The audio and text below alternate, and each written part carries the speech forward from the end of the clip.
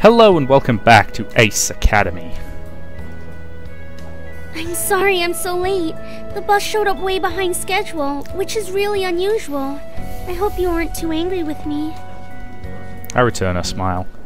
I'm fine. I'm just glad you made it. She slides into the chair across from me. I finally notice she isn't wearing her uniform. It's weird seeing her out of uniform. You look different. She seems concerned. Is there something wrong? No, it's just... it's weird seeing you in a sweater. Oh, you don't like it? It's alright. She smiles. It's a little funny to see you out of uniform, but in a good way. It feels more personal somehow. Yeah, I understand. She points to the books beside me. You already picked out references? I nod. While I was waiting for you, but I couldn't find the case study we need. Did you check the database? Not yet. Let's do that. She stands and leads the way to the nearest computer, and when we get there she types in a quick search. It says the book is available. Let's go check the shelves again. She leads me back towards the shelves, occasionally glancing back at me. Once we arrive, she scans the shelf for the book and frowns when she doesn't see it. I don't understand. It should be here. Maybe the computer's wrong. Maybe. But we can't work on the project without it. Why don't we ask at the front desk? Maybe they know where it is. She brightens up. Good idea.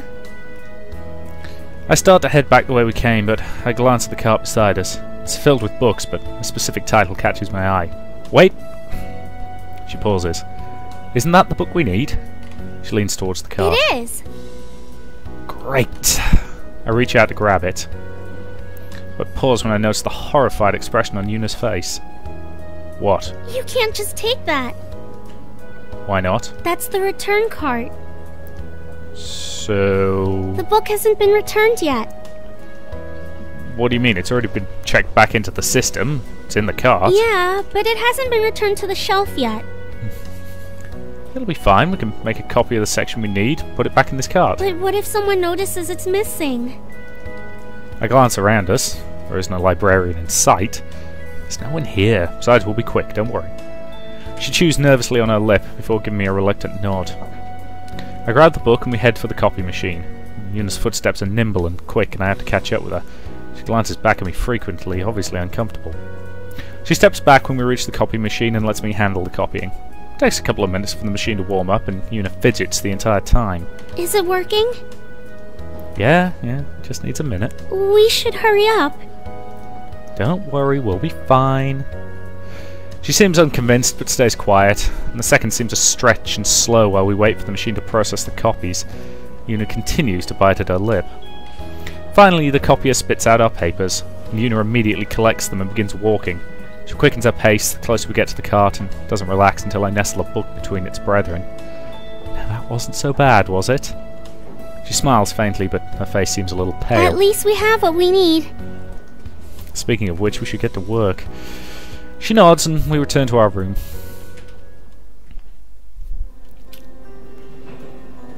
I type out the last couple of words in our report and lean back in my chair and grin at Yuuna. And we're done. She breathes a sigh of relief. I'm glad we were able to get that finished. Now we don't have to worry about it for the rest of the week. Yeah. We were working for hours and it was getting pretty late. Yuna's already packing up her laptop, so I pack up mine too. She then layers the remaining reference books in her arms. I'll go ahead and return these. Do you need help with that? No thanks. I'll just be a minute. She smiles reassuringly before she leaves. I tidy up the room while she takes care of the books and I meet her outside of the building. Well, I better head to the bus stop. I'll go with you. Oh, you don't have to. I drove you here, so I don't mind. Besides, it's getting kinda late. Who knows how long the bus will be. She nods and smiles in appreciation. The bus shelter's empty when we arrive, and as expected, the bus is nowhere to be found. We got a lot done today. You're very easy to work with. Thanks. For a moment I thought you were ready to bail on me. She glances curiously at me. When was that? When we found the case study. Oh. She shifts slightly. I thought about it. I've never done anything like that before. Now it was my turn to look confused. You've never borrowed a book? No, I've never borrowed a book without permission. It wasn't really without permission. We totally broke the rules. I don't know if I'd go that far. We did. You're not supposed to use a book that's on the return cart. It's not done being processed. Yeah, but that's just a minor thing. It's like when you forget to clean up your tray in the cafeteria. She stares blankly at me. Have you ever forgotten to clean up your tray? Of course not. You're supposed to clean up after yourself. Ah, you've clearly never been in an actual cafeteria. Okay, then it's like...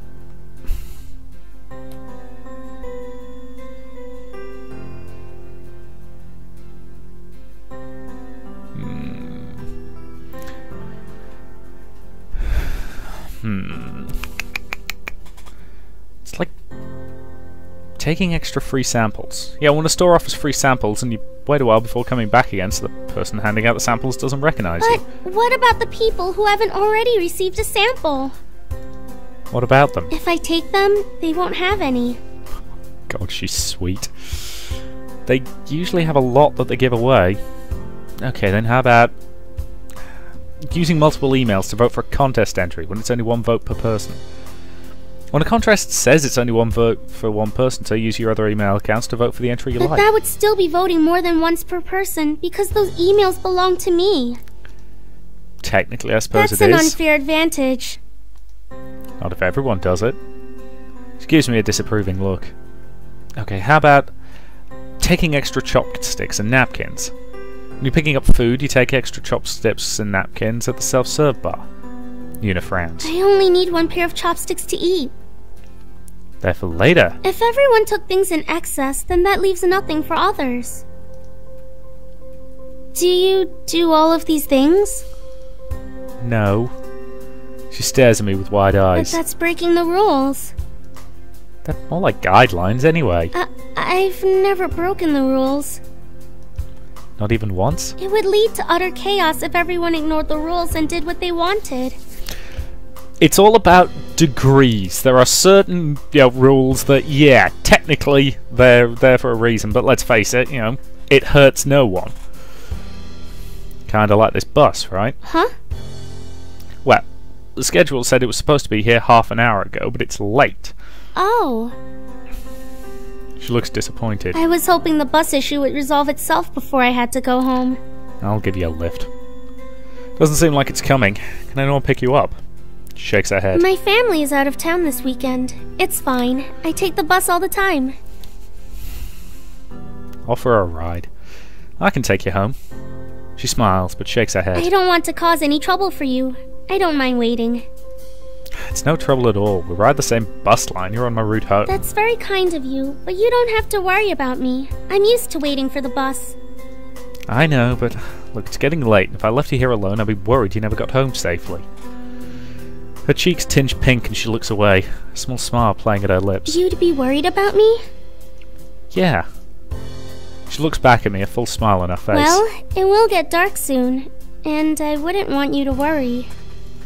I grin at her. Come on, let's go pick up my bike. She returns my smile with an even brighter one. Okay, thanks.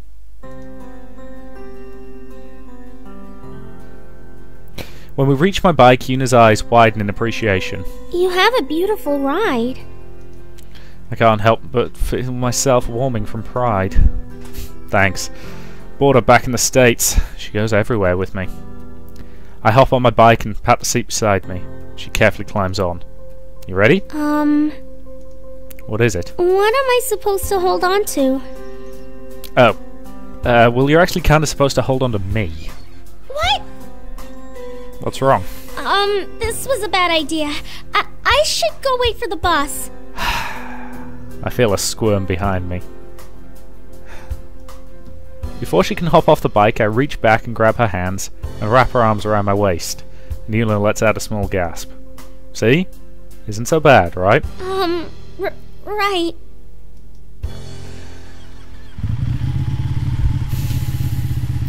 Motorbikes. Don't get me wrong, if you like motorbikes, fine, but put it this way. yesterday driving home from my grand's, which is less than a mile, we drove past what we assume was an accident of some description. Looked to us an awful lot like a bike had a rather violent encounter with the side of a car. Based on where the damage was, my guess is the car probably pulled out to go into a parking space on the other side of the road without looking properly, and wham. Would have stopped to help if it wasn't for the fact there was already about 10-15 people crowding around, but and we could hear the ambulance coming up behind us. But yeah, that's the one problem with bikes. I like the idea, but there is an awful. It's the classic thing. If you get hit in a bike, you have a much lower survival chance. I was actually discussing this with a friend of mine who works in insurance. And his comment is, as a general rule of thumb, when things happen relating to bikes, a lot more of the time it's fatal. But anyway, I can feel the warmth of Yuuna against me, and the softness of her chest pressed against my back. I try not to think about it. Her grip tightens around my waist as we continue down the freeway. Yuuna diligently directs me towards her house, and the scenery blends to a blur of colour as we drive by. After a few minutes, Yuuna's directions sound more confident, and there's a tinge of excitement in her voice. Her grip relaxes slightly, and I'm acutely aware of every time she presses close to me to speak. I feel her hand slip away for a moment. I seem to push the hair out of her eyes, and her chest pushes up against me as she sighs. Are you okay? Yes. Sorry. I just love sunsets, and the view right now is breathtaking. Helmets, morons! Helmets! I quickly glance towards the sun as it hovers over the horizon, reflecting a trail of golden fire on the glittering waves of the ocean. You definitely don't see sunsets like these in New York. I could get used to this. Are you liking it in Isokaze so far? Yeah, but I haven't seen that much outside of Ace. You should go to the park. It's so beautiful, especially in spring when the cherry blossoms bloom. I used to go there all the time and play on the statues. You'll learn a lot about the town's culture and history there too. Although I haven't been there since a while, so I'm not sure if it's changed at all. Maybe you can come with me and show me. She pauses. Sure. After all, Isokaze is a pretty special place. Yeah, I'm beginning to see that. She leans closer into me, but doesn't say anything more. This feels like romance track started. Before long, we arrive at her house. She slips off the bike and waits for me to do the same. And as I walk her to the front door, she turns to me. I don't anticipate her stopping and almost trip into her, but catch myself just in time. Still, I hear a slight gasp when she notices how close we are to each other. She suddenly becomes shy and takes a small step back. Thanks for taking me home. I had a nice time today. Me too. Maybe we can hang out again? Sure. And do something besides study? She laughs. I'd like that. Have a good night. Get home safely, okay? I will. Talk to you later.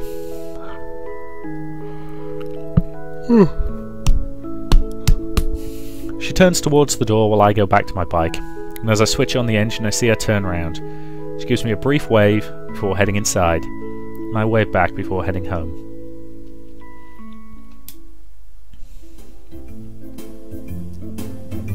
As I walk into the room, I'm assaulted by the sound of laughter. Sitting in the living room is Nikki and two other girls, and they glance up at me as I enter. Nikki greets me with a wide grin and waves me over, while the two girls begin whispering to each other. Hey, you're back! Where did you go? I met up with Yuuna, working on a project. Seriously? You did homework on a Saturday? Yep.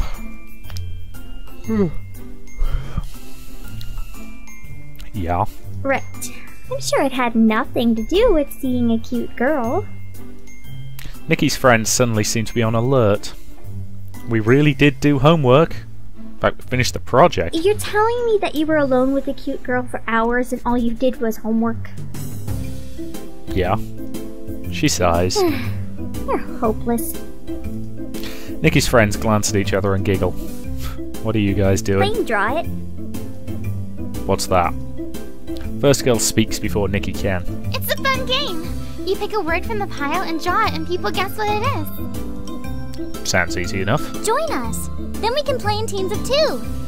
Yeah, join us. I glance at Nikki, who shrugs. Sure, why not? Yeah, alright. The 2 girls jump up excitedly. First one gets up from the couch and grabs my arm and drags me back to sit with her. Yay! You can be on my team! No! He should be on my team!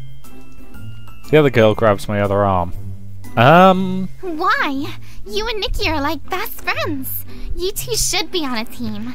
Well, this is getting weird. She tugs tighter on my arm. But he's a pilot at Ace, which means he's smarter and should be on my team. I feel like I'm going to be ripped in half. Ouch! I thought you guys were my friends, not his. We are. We are. Then how come you guys don't want to be on my team? They glare at each other, but neither girl lets go of me. Nikki crosses her arms. Fine. Well, he's my brother, so he's gonna be on my team. Both girls pout in disappointment and let go. You're no fun, Nikki. Whatever. You guys can go first. Fine. Nikki's friend picks up a card and smiles when she sees the word. She glances at me quickly and starts drawing. It's a guy with blonde hair wearing something eerily familiar. The second girl answers immediately. Hot. The word is hot. Yes! They both burst into a fit of giggles. Nikki grabs the paper and looks at it. What? How did you guess hot from that? She shoves the drawing in my Would face. you have known this was hot? No, but it's probably a girl thing. No, but I think you girls know better if I was a guy than I would if a guy's hot or not. Nikki blinks at me. Okay, never mind. Why wouldn't you draw fire or like a cup of coffee or something? Who is this even supposed to be? It's me, numbskull. Both girls look at me and giggle again. Nikki glances between the 3 of us and frowns. Guys, my brother! So, he's cute. I'm sorry, as we all know, best friends and siblings are off limits. But he's my brother! The girls exchange a glance and then gasp. Oh, we had no idea. Yeah, we're sorry, but you should have said something. What? Nikki blinks in confusion. Said what? That you and him... you know... Oh god, that's just disturbing. She nudges her head towards me. The relationship you have with him. Right, I'm gonna go take a shower and some bleach. Nikki continues to look blank for a few seconds. Then her expression changes to horror. Oh my god, no! It makes sense as to why you got so protective over him. And why you wanted him on your team. Nikki, you don't have to be embarrassed, it's okay. It's creepy. Gross, gross, gross! And there's biological reasons why you shouldn't do that. Oh, things just got really weird. I am gonna head upstairs. Oh no! Stay and play with us! Yeah, stay! Nikki stands and pushes me towards the Don't stairs. listen to them, just go. I'm going. I rush up the stairs but can still hear them arguing below. Why did you send him away, Nikki? We were having a good time. Yeah, plus he's hot. Ew, you guys, stop it! It's not a crime to look. Well, it should be! Excuse me, I'm just gonna go throw up. Their voices drift away as I enter my room and flop onto my bed. I will never understand girls. It's kind of funny they thought I was hot. Actually, they weren't so bad to look at. I grin as I remember them clutching my arms to their chests. With assets like that, you could forget things. Like the fact that they're only in high school! The smile drops off my face. Maybe it's a good thing Nikki doesn't bring her friends home very often. Just then, my phone dings, announcing an email. Breathing in relief, I eagerly reach over and open it. All team rankings will be posted on Monday. Guess I'll find out my ranking when I go to school. I spend the rest of my evening browsing online for cat videos until it's time for bed. As soon as my head hits the pillow, I fall asleep.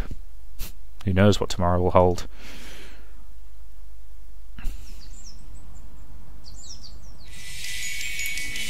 My alarm awakens me and I go through the routine of getting ready for the day. Nikki's already downstairs, and after a quick breakfast we both head to school. My class today is a little different from usual. Students sit scattered around the room, but as I walk past them to find a seat, I overhear snippets of conversations in different languages. Like me, they're all foreign to Japan. I settle into a seat at the back of class, far from the entrance, and gaze out the window while I wait for the professor to enter. Suddenly the room quiets down, and I glance at the door expecting to see the professor, but a girl with bright blue eyes and blonde hair is there instead. Although she has her hip cocked to the side, she still carries a commanding presence. All eyes are focused on her, but she doesn't even blink at the attention. She scans the room, and when her gaze settles on me, she flashes me an excited grin. I overhear two guys next to me commenting about her. Who is that girl? She must be new. I would have remembered a hottie like her. I can feel the heat of everyone's glares as she steadily makes her way towards me. Hey, she's coming our way. Could it be? Is she coming to us? Whispers float behind her, but she ignores them and sits on the empty desk beside me. Hey, how's it going? Oh, I immediately distrust you. I wait for the other guys to answer, but they whisper to each other instead. Who's that guy? Does she know him? She must. Why else would she search him out? You're right. She's way out of his league. She continues to stare at me, waiting expectantly. Apparently she's talking to me. Good. And you? Better, now that I've found you. You were looking for me? She merely smirks. Do we know each other? No, but I saw you at the qualifiers. You did? Yeah, I watched you take out those two AIs by yourself. Oh, right. She leans in close to me and her voice takes on a breathy tinge. You were really impressive. I've never seen anybody's score do that before. Well, I'll give them props for picking a voice actress who's really not being subtle about because let's face it, the way she said that was deeply, deeply hot. I'm sorry, I've said it before, I have a thing for the human voice. Sexiest part of a woman? Vocal cords.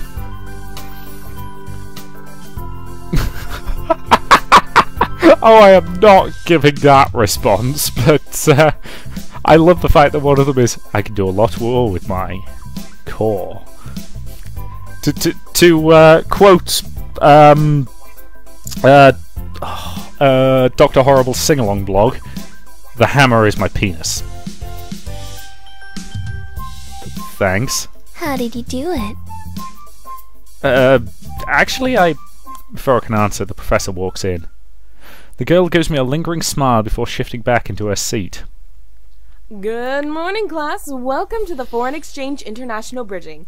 This class is for those who are new to Japan or would like a stronger understanding of Japanese culture and the history of the Izukaze.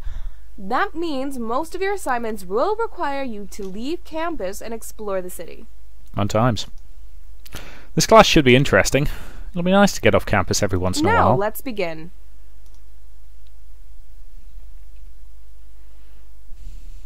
You'll find your first class assignment online. Let me know if you have any questions. Otherwise, have a great rest of your day. The cute girl turns back to me and hands me a torn sheet of paper. Don't lose this, okay? She winks. What is it? It's my number. But we only just met. Little soon to be giving me this? You think so? I just thought it'd be nice to have a friend. Actually, yeah, that would be nice. I write down my number and pass it to her, and she smiles her thanks. Call me sometime, okay? She grabs her bag and starts to leave. Wait! She flips her hair and lets her gaze fall back on me. What's your name? Valerie. I'm Richard. I know. She winks at me again and turns away. I watch Valerie's hips sway mesmerizingly as she exits the room, and I'm left wondering what exactly just happened. I've never met a girl as bold as her before. And how did she know my name? I mean, from the qualifiers? I shake the questions from my head and collect my things. Did you see that? He didn't even ask for it, but she just gave that guy her number. No way! The two of them crowd me as I pack up. Dude, that was amazing. What was? That chick was all over you. What's your secret? Crushed ant pheromones. That chick was... Huh? I mean, how did you get a girl like that to just give you her number? Yeah, usually we have to ask for it, and that hardly ever works. I shrug and shoulder my bag. Nothing in particular. I didn't do anything, she just gave it to me. They frown. Guys like us should look out for each other. Guys like us? Yeah, tell us how you did it. A few students hover in the doorway, unsure if they should enter the classroom or not. Look, I've got to go. Other people need to use this room. One day, we'll learn your true secret. I'm telling you, it's the ant pheromones. I leave before they can say anything else. Now that that class is over, I've got some free time. What do I feel like doing? Wait, hang on. What do I feel like doing? And that's my Oh, that could have been phrased better. Right, well, I don't trust Valerie as far as I can bloody well throw her. Carrie? Yeah, let's talk tactics. My stomach complains loudly for food. Hopefully no one else heard that. At least I had plenty of time to grab lunch before my next class. There's a cafeteria on campus, which I've eaten a couple of times. Food's cheap and surprisingly good. Way better than the cafeteria food in CINY. But the options are limited. I've heard the Pilot's Lounge has some decent options, and their daily specials incorporate cuisine from other cultures. Might be worth a look. I navigate to the lounge. Luckily, there isn't a line. I hope that's because I beat the lunch rush, and not because the food's bad. Pushing through those thoughts aside, I walk up to the bar. Hello, what do you have? I study the limited menu on the wall. Behind the bartender is a chalkboard with the daily special written down. Cheeseburger with fries. Oh, hell yeah. Must be my lucky day. I've been craving a good burger since I landed in Japan. I'll have a burger with fries. How special. Burger and fries coming up. That'll be 873 credits. After paying, I move over to the side and wait for my lunch. Within a few minutes, he slides over a tray with a juicy burger and a mound of fries. Oh, I can't wait to start eating this beast of a burger. Picking up my tray, I scan the Pilot's Lounge for an empty table. Most are occupied by single students focusing on their own food or studies. As I'm debating whether or not to join a random student, I spot a girl with reddish-orange hair sitting alone. It's Carrie. I breathe out a sigh of relief and make my way over to her. Hey. She looks up at me. Oh, hi. Why do I sit here? She shakes her head. Thanks. I place my tray next to her bento and sit down. Carrie refocuses on her meal and eats in silence. This is pretty awkward. So, how are things? Good. She doesn't even bother looking at me. And what do you think about the weather today? Adequate. This is seriously like pulling teeth. I suppose I shouldn't really be surprised though, it's Kaori after all. Small talk is not her forte. I pick up a ketchup bottle and squeeze its contents over my fries. You're really eating that? Carrie's finally looked up from her food and examines my meal. Burgers are very unhealthy. They are full of fat and very high in calories. I know. That's why they're good. I freely admit I am taking shameless advantage of my youthful metabolism while I've still got it. At the moment, I can just about eat what I want without, getting fat. So, shameless advantage all the way. The fries are even worse. Those are just empty carbs. And the average meal holds the amount of sodium an average person needs in a day. Yeah, but it tastes delicious. And that's what makes it taste so good.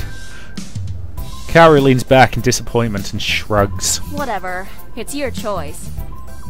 I glance at a bento. How's an assortment of simple mako rolls? I'm Glad I'm eating this instead of that. Well, sometimes it's nice to eat something tasty for a change. She frowns in irritation. What makes you think my bento isn't tasty? I take another look at it, then smirk. You don't need to get so defensive. I'm sure it's healthy, but I don't think barely looks seasoned.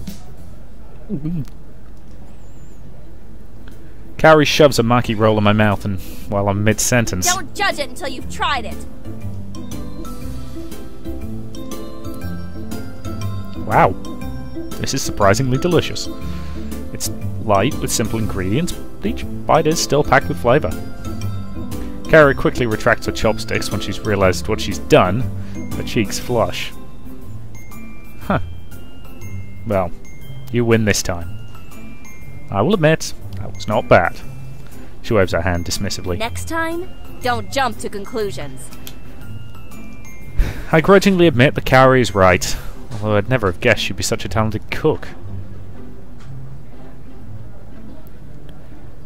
Right, that to me seems like an excellent point to end this part, so thank you very much for watching, and I'll see you in the next.